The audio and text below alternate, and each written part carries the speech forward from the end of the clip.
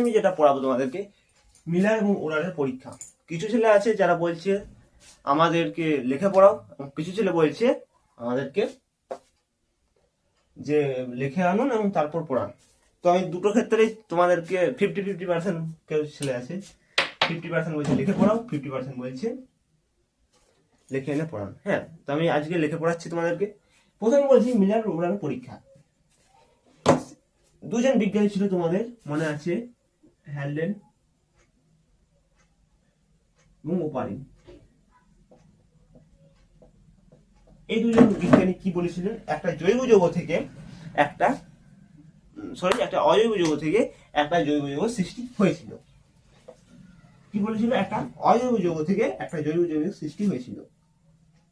এখানে লিখছি, হ্যাঁ, অজৈব যৌগ থেকে একটা জৈব যৌগ সৃষ্টি হয়। সে বলেছিল একটা অজৈব থেকে জৈব যৌগ সৃষ্টি হয়। তো কিছুজন বিজ্ঞানী এসে তো তাকে বলেছিল এই যে ধারণাটা, এই ধারণাটা সম্পূর্ণরূপে ভুল। কিছুজন বিজ্ঞানী বলেছিল ভুল। তো মিলার এবং উলার এই দুজন আসে বিজ্ঞানী, এবং সে এক তার একটা বিশেষ যন্ত্র নিয়ে 1953 খ্রিস্টাব্দে একটা বিশেষ যন্ত্র নিয়ে গবেষণা করেন, এবং সেই ক্ষেত্রে প্রমাণ পান যে মিলার এবং উলার যে পরীক্ষাটা বলেছিল সেই পরীক্ষাটা একদম কারেক্ট। কি বলেছিল, মিলার ও উলের দুজন বিজ্ঞানী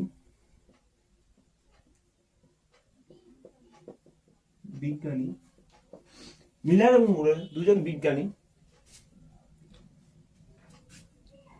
হ্যালডেন এবং ওপারিনের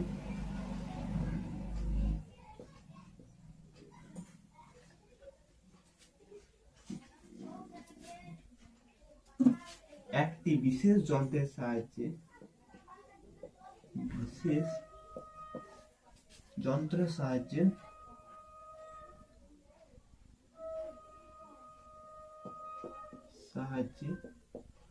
পরীক্ষা করেন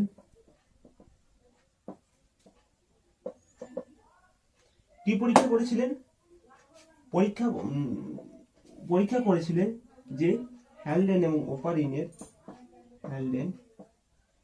ওপারিন যেটা বলেছিল সেটা সত্যি প্রমাণিত হয়। হ্যালডেন পরীক্ষা করেন এবং হ্যালডেন এবং ওপারিন যা বলেছিল, পরীক্ষা করেন হ্যালডেন এবং ওপারিন যা বলেছিল তা সত্য বলে প্রমাণিত হয়।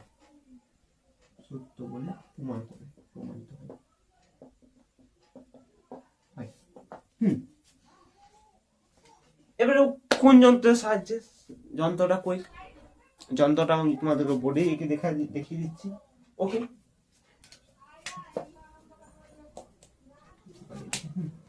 তো প্রথমে লিখবে হ্যালডেন এবং উলের বলছে আবার মিলার এবং উলের পরীক্ষাতে এই দুজন বিজ্ঞানী প্রমাণ করেছিলেন যে, কি প্রমাণ করেছিলেন, এই দুজন বিজ্ঞানী প্রমাণ করেছিলেন যে হ্যালডেন এবং ওপারিন যেগুলো আগে তারা বলে গিয়েছিল, কি একটা অজৈব যৌগ থেকে একটা জৈব যৌগের সৃষ্টি হয়। কি করে স্যার হয়, কোয়াসালফেট হয়েছিল, মাইক্রোস্ফিয়ার হয়েছিল, হ্যাঁ, তো ওগুলো বিভিন্ন ছিল, তোমরা পড়েছো তো, ক্লাসে যারা প্রথম থেকে পড়ছো তারা জানো। তো তারা বলেছিল এই যে জিনিসটা এটা ঠিক প্রমাণিত হয়। ওকে, এই যে অজৈব যৌগ থেকে একটা জৈব যৌগের সৃষ্টি হয়। একজন বিজ্ঞানী বলেছিল তোমাদের, আমি তোমাদের বলেছিলাম সমুদ্রের জল থেকে কিসের সৃষ্টি হয়েছে, জীবের সৃষ্টি হয়েছে।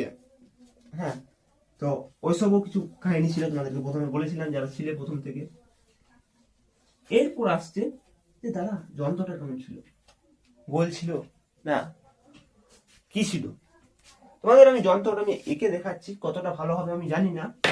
ওকে, যতটা সম্ভব আমি ভালো করে আঁকছি। হ্যাঁ,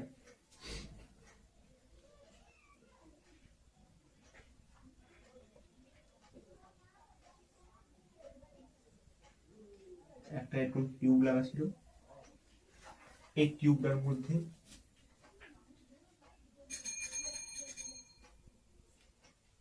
এখানে কিছুটা একটা ঘূর্ণিভবন যন্ত্র ছিল।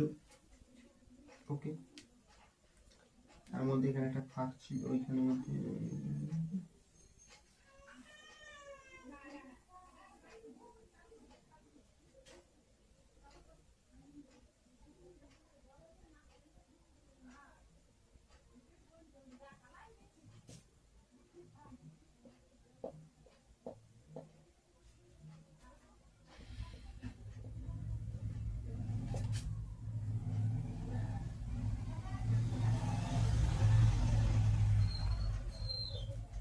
এখানের মধ্যে তোমাদের একটা ঘনীভবন যন্ত্র ছিল। হ্যাঁ, একটা তরলকে দেওয়া হলো। স্যার কি তরল? তোমাদের মানে মেনলি প্রথম দেওয়া হয়েছিল তোমাদের NH4, অ্যামোনিয়াম, অ্যামোনিয়া নয়, হ্যাঁ অ্যামোনিয়াম, H2 হাইড্রোজেন, বলে দাও O2 হবে না, দাঁড়াও, CH4, মিথেন। এই চারটা গ্যাসকে নিয়ে সে পরীক্ষা করলেন এবং সে পরীক্ষাতে কত ডিগ্রি সেলসিয়াস উষ্ণতা ছিল? 5 থেকে 6,000 বা আউট অফ 7,000 একটা নির্দিষ্ট উষ্ণতা ফিক্স করেছিলেন। সেটা তোমাদের বিভিন্ন বইয়ে ছায়াপ্রকাশ নিতে 5,000, পার উঠলে 7,000, 7 রাতে 4,000, এরকম কিছু আছে, হ্যাঁ 6,000। তো 5,000 ডিগ্রি একদম সেলসিয়াস এই উষ্ণতা নিয়ে সে পরীক্ষা করে ঘনীভবন করে দেখেছিলেন যে একটা অজৈব যৌগ থেকে একটা জৈব যৌগের সৃষ্টি হয়েছে। একটা অজৈব যৌগ থেকে একটা জৈব যৌগ, এটা পরে ভুল প্রমাণিত হয়েছিল। দাঁড়াও, হ্যাঁ এটা বহুত কিছু কাণ্ড হয়েছিল, যে ইন্দুরের কি করে লাইন ছিল, তারপর সাপের কেন পা নেই, বহুত কাণ্ড হয়েছে বুঝলেন। যে ল্যামার্ক এলো, ডারউইন মতবাদ এলো, হ্যাঁ তো ওগুলো সব পড়াবো আমি তোমাদেরকে। আস্তে আস্তে পড়ো, ভালো করে বুঝে পড়ো, এটাই আমার রেকমেন্ড। তোমরা যেমন করে বলবে আমি তেমন করে পড়াতে রাখি। হ্যাঁ স্যার 2:1:2 কেন লিখলেন? আমাদের 7 বই 2:2:1 আছে। আরো কিছু তরল পদার্থ ছিল তোমাদের, দাঁড়াও বলছি, দাঁড়াও আরো কিছু তরল পদার্থ গুলো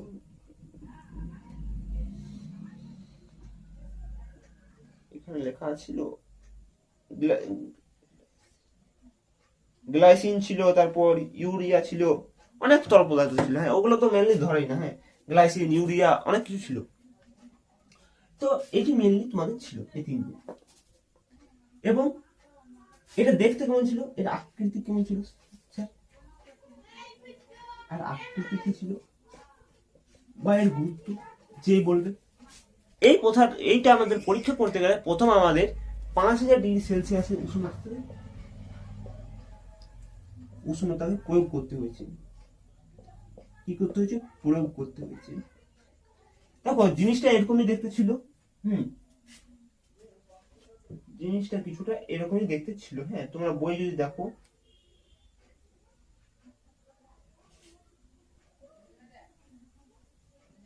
এবং পরীক্ষাটা তোমাদের হয়েছিল এই পথে দেখে, আমি টিক চিহ্নটা দিইনি তোমাদের, তো এরকম করে, হ্যাঁ এরকম করে পরীক্ষাটা হয়েছিল। ওকে, এবং এখানের মধ্যে অ্যাসিডটা এসেছিল, মানে যে জৈব পদার্থটা ছিল এখানের মধ্যে ছিল। হ্যাঁ ছিল জৈব পদার্থ। ওকে, এখান থেকে একটা টিউব ছিল, টিউব রাখিনি। হ্যাঁ এরকম পরীক্ষাটা ছিল। মানে এখান থেকে মানে এটা ছিল তরল, এটা ছিল গরম তরল স্যুপ, যেটা বললাম হট অয়েল স্যুপটা। এখান থেকে যে টিউবটার মধ্যে এখানে যে পদার্থ, জৈব পদার্থ, সেটা তোমাদের ছিল। এটা মেনলি 500 ডিগ্রি সেলসিয়াস উষ্ণতা প্রয়োগ করা হয়েছে, 1 নাম্বার। 2 নাম্বার, এখানে জৈব যৌগ হিসাবে তোমাদের জৈব যৌগ হিসাবে ব্যবহার করা হয়েছে জৈব যৌগ না, এখানে তোমাদের অ্যামোনিয়াম, হাইড্রোজেন এবং মিথেন ব্যবহার করা হয়েছে। এই ফ্লাস্কটি ইউ আকৃতিক দেখতে, এবং এটা একটা গোলাকার ফ্লাক্সের মতো দেখতে। এটা ইউ আকৃতিক দেখতে, আকৃতিটা ইউ আকৃতিক। স্যার ইউ আকৃতিক করে বুঝলেন? আমি কিছু নেই আমার কাছে। হ্যাঁ চলো, এটা হাতি আছে, এত বুঝিয়ে দিলাম। কেমন দেখাচ্ছে? ইউ আকৃতিক, এটা ইউ আকৃতিক দেখতে। ঠিক আছে, এটা ইউ আকৃতিক দেখতে। আমি দেখতে পাচ্ছি, তোমরা পাচ্ছ কিনা আমি জানি না, কালি অনেক কম আছে। ইউ আকৃতিক দেখতে। এটা উষ্ণতা প্রয়োগ করা হয়েছিল যত। এখানে কি পদার্থ প্রয়োগ করা হয়েছিল যেগুলো জানোই তোমরা, NH3,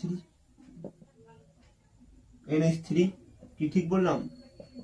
NH4 অ্যামোনিয়াম, অ্যামোনিয়া এবং অ্যামোনিয়াম এই দুটো সংকেত আলাদা। ওকে, এবার স্যার আমার তো বই 2:2:1 আছে, আপনি 2:1:2 লিখলেন, কিছু বলি তোমাদের 2:2:1 আছে, এই জিনিসটা মাঝে আছে বা এই জিনিসটা পরে আছে, বা এই জিনিসটা মাঝে আছে বা এই জিনিসটা পরে আছে। ওকে, তো আজকে ভিডিওটা পর্যন্তই, নেক্সট ভিডিওতে আবারও দেখা হচ্ছে। তোমরা কি কি কোশ্চেন মুখস্থ করবে, আজকে তোমাদের কি কি সলিউশন থাকছে আমি বলে দিচ্ছি একবার।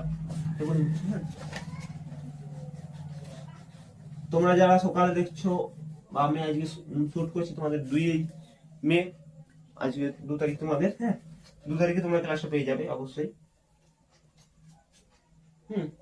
তোমাদের সলিউশন কি কি থাকছে, তোমরা কি কি সলিউশন করবে। ফার্স্ট কথা তোমাদেরকে যেটা আমি বলবো, ফ্রি ক্লাস মানে গুরুত্ব নেই এরকম কেউ করো না। হ্যাঁ, কেউ চলে আসবে, স্যার আমি ওটা বুঝতে পারিনি, মাইক্রোস্ফিয়ারটা কি বুঝতে পারিনি, এই কোয়াসারভেটটা কি বুঝতে পারিনি, তো এরকম করলে হবে না, কারণ না পুরো ফ্রি ক্লাস। ফলে প্রতিজন পাবলিক আসবে যে কালকে ক্লাস করবে না, আজ চলে আসবে, সে কিছু বুঝতে পারবে না। যে স্যার এটা বুঝিনি ওটা বুঝিনি, সে আমি গোড়া থেকে বলতে গেলে আবার সেই টাইমটা লস হয়ে যাবে, ফলে তোমাদের যে যারা বুঝেছে আগের ক্লাসগুলো তাতে তাদের অসুবিধা হবে। ওকে, তাই জন্য আমি ওই ফলাফল ক্রিয়েট করতে চাই না। তো যারা বুঝতে পারবে না তারা অবশ্যই অন্য আছে। অবশ্যই ফ্রি ক্লাস বলে গুরুত্ব খুব কম হয়, তো গুরুত্ব দেওয়ার চেষ্টা করবে। ওকে, তোমাদেরকে আমি কি কি দিচ্ছি, প্রিমিয়াম নোট তোমাদেরকে আমি দিয়ে দিয়েছি, অবশ্যই চেক করে নিতে পারো। ওকে, এটা তোমাদের আমি দিয়া কমপ্লিট করেছি। ডিপিপি যেটা আমি বললাম, ডিপিপি তোমাদের আজ থেকে যাচ্ছে। ওকে, ক্লাস নোট করবো কিনা স্যার, ক্লাস নোট করতে পারো, এবং তোমাদের বই যেটা টেক্সট বই, যেটা ছায়া সাতরা যে কোনো হোক, সাতরা ছায়া থাকলে ভালো, এবং পারুল থাকলে একটু অসুবিধা হতে পারে, যে কোম্পানির হোক টেক্সট বই অবশ্যই রিডিং করবে। হ্যাঁ, তোমরা যারা দেখবে নিট বা অনেক বড় বড় পরীক্ষা দেয় সেটা এনসিআরটি রিডিং পড়তে, স্যার রিডিং করতেই হবে তোমাদেরকে। হ্যাঁ, তো সব ওই বুকটা রিডিং করবে, হ্যাঁ এখানে বুক আর লিখে দেবে, হ্যাঁ বুক রিডিং করবে। ওকে, প্রিমিয়াম নোট পড়লে, বুক রিডিং করলে, এবং ইম্পর্টেন্ট যে কোশ্চেনগুলো আমি দিচ্ছি সেগুলো করবে। প্রথম কোশ্চেন করবে মিলার এবং উরারের পরীক্ষাটি বর্ণনা করো।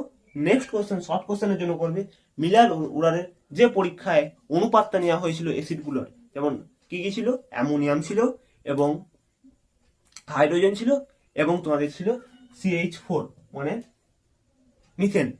তো এই যে ছিল এই অ্যাসিডগুলো অনুপাত কি কি ছিল, কার অ্যাসিডের অনুপাত কত লিখে আসবে।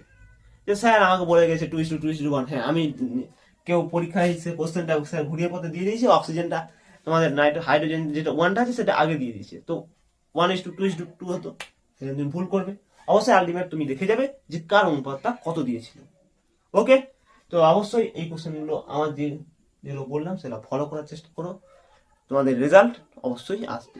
ঠিক আছে, ততক্ষণ bye bye, tata, see you. আর নেক্সট ভিডিওতে আবার কোনো একটা পর্বে দেখা হচ্ছে।